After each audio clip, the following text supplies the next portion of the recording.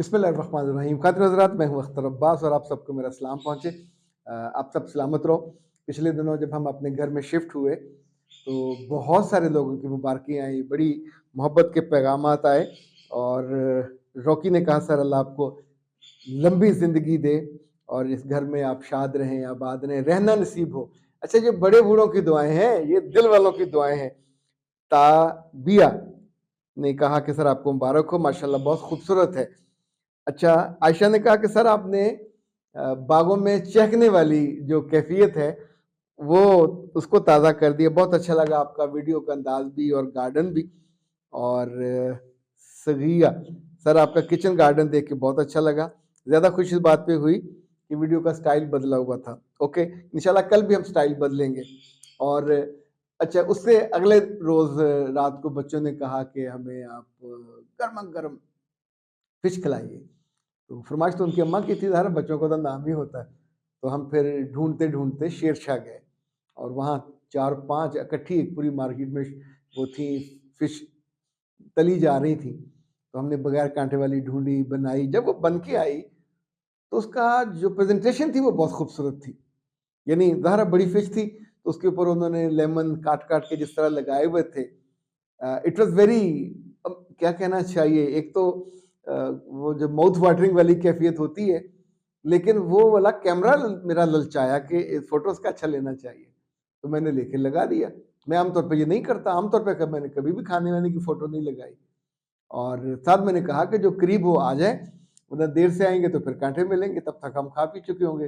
कसूरी मछली थी वो। वो दिन तो गुज़र गया। तो अगले रोज़ हमारे एक दोस्त ने मैसेज किया कि मैं आपसे बात करना चाहता हूँ। अच्छा, ये ख़ातिन हज़रात जो हम क्यों करते हैं इस तरह की बात? उन्होंने कहा आपने ये क्यों लगाई? इससे कितने गरीब लोगों का दिल दुखा होगा। तो मैंने पूछा वो गरीब कौन-सा है जो घर भूखा बैठा होगा और जिसने फ़िश नहीं खाई होगी, और फ़िश ऐसी कोई 1 करोड़ रुपए की थी जो बेचारा अफ़ोर्ड नहीं कर सकता होगा। भाई जो मेरे दोस्त हैं वो फ़ेसबुक पे, तो वो कोई डॉक्टर है, कोई इंजीनियर है, कोई कंसल्टेंट है, तो उनमें से तो किसी के साथ भी ऐसा मसला नहीं है कि वो फ़िश ना खा सके हों या फ़िश के अब्बा जी और अम्मा जी तक ना पहुँच सकते हों। मगर हम ये आदतन करते हैं, ये आदत ठीक नहीं है।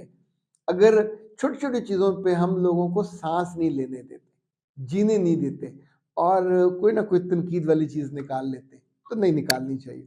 ओके, मिसेज़ आयशा का सवाल आज मैंने चुना है। उन्होंने कहा कि मेरी एक बेटी और एक बेटा यूनिवर्सिटी में पढ़ते हैं, मगर कोई भी नहीं मानता कि यूनिवर्सिटी में पढ़ते हैं। मैंने पूछा क्यों नहीं मानते? उसने कहा दोनों झींकते हैं। दोनों की जो आई है वो आई कॉन्टैक्ट नहीं करते, शर्मीले और घबरीले हैं। और यूनिवर्सिटी में भी अब 1-1 साल उन्होंने गुज़ार लिया है, किसी से बात नहीं करते। खातिन हज़रात, सिर्फ़ मिसेज़ आयशा नहीं, इस तरह के बहुत सारे इश्यूज़ जब बहुत बड़े हो जाते हैं तो फिर मेरे पास लाए जाते हैं। और आप सोचिए कि जैसे-जैसे उम्र बढ़ती है बच्चों की और बच्चियों की, और आप लोगों से आई कॉन्टैक्ट करने के काबिल नहीं रहते, you are unable to speak, you are unable to even coordinate, communicate, और अपना माफ़ी ज़मीर भी, फिर आप इंटरव्यू देने जाते हो नाकाम हो जाते हो। प्रेज़ेंटेशन देने से इन बच्चों की जान जाती है।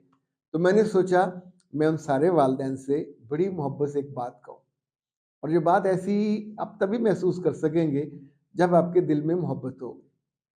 मैंने शादी के शुरू में अपनी बीवी से ये वादा लिया था कि बच्चों को मैं स्कूल छोड़ने, कॉलेज छोड़ने नहीं जाऊँगा। मुझे नहीं अच्छा लगता।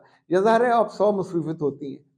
पर जब से मेरी बच्ची यूनिवर्सिटी में जाने लगी है, मैं उसे सुबह यानी 7:30 बजे, उससे पहले मैं तैयार बैठा होता हूँ। उस वक़्त मैं वॉक से आता हूँ, तो आके मैं तिलावत करने के बाद बिल्कुल पाबर-रकाब होता हूँ कि अब वो तैयार हो तो हम उसे छोड़ के आऊँ। उस बीच में हम गप करते हैं, उसको मैं डेली जेब खर्च देता हूँ।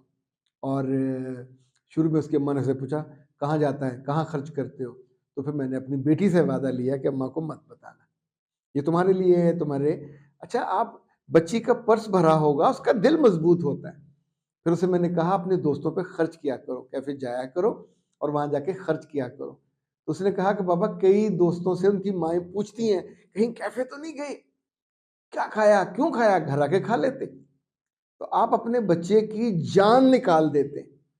हम किस लिए कमाते हैं अगर बच्चों पे खर्च नहीं करना तो?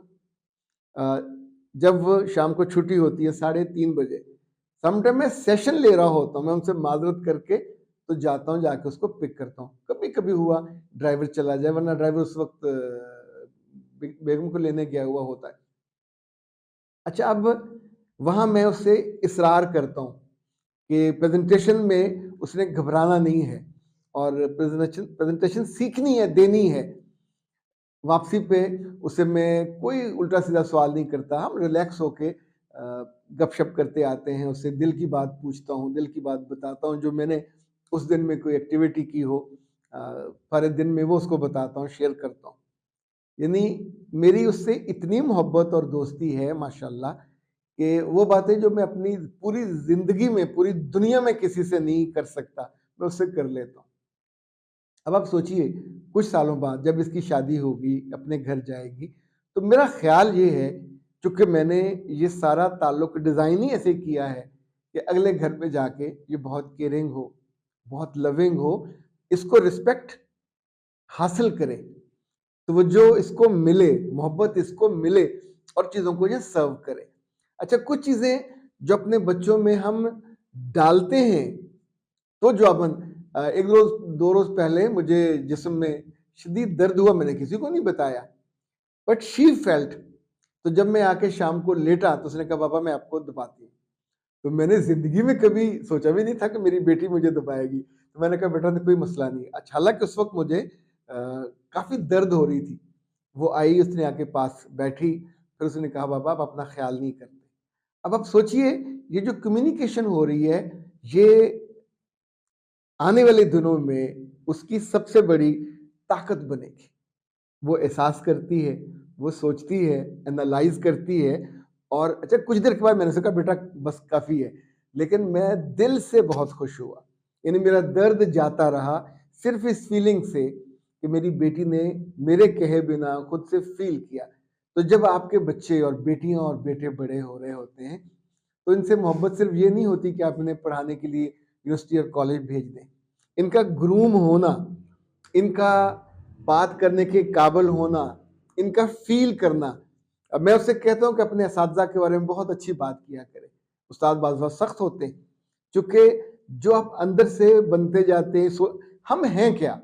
जो हम सोचते हैं, जो हम देखते हैं, जो हम बोलते हैं, जो हम पढ़ते हैं, जो हम करते हैं, यानी टोटल हमारा पैकेज यही बनता है।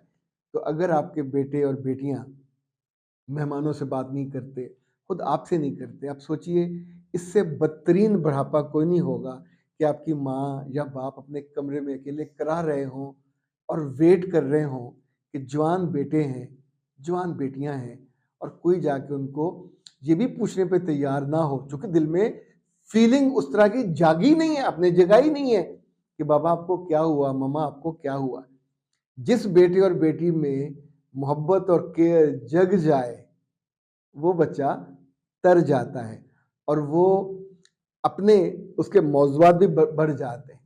हम चूँकि कम्युनिकेट सिर्फ़ करते हैं, नंबर कितने आए? पेपर कैसा हुआ? तैयारी क्यों नहीं की? अच्छा, ये सारे डाँटने वाले सवाल हैं और इस तरह के सवालों के नतीजे में तरबियत नहीं होती। तो ये जो बच्चों की शाइनेस है, या तो हमारे पास ले आइए, हम उसका एक कोर्स भी कराते हैं और मैं खुद भी सेशन लेता हूँ ताकि ये मामला ठीक हो जाए। पर ये दोस्ती से, मोहब्बत से होगा। अख्तर अब्बास को दीजिए इजाज़त। अस्सलाम वालेकुम।